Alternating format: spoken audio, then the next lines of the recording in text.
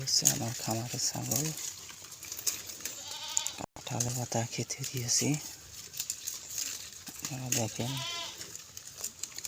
নতুন করে খামার দিয়েছি।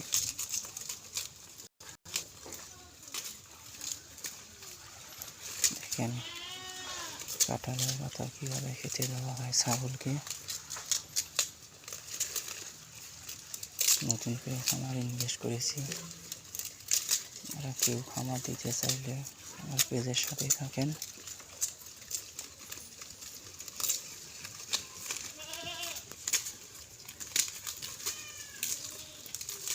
কীভাবে খামার করতে হয়, কীভাবে খামার দিতে হয়, বিস্তারিত জানতে হলে আমার পেজের সাথেই থাকেন। নতুন করে খামার ইনভেস্ট করেছি।